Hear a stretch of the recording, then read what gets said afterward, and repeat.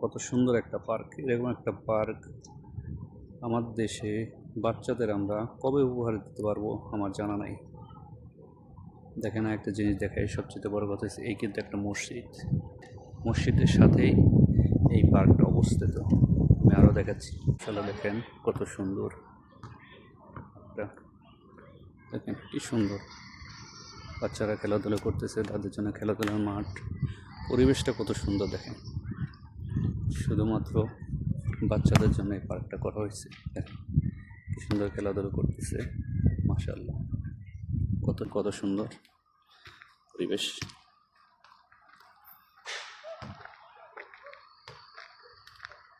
মাশাআল্লাহ দেখেন।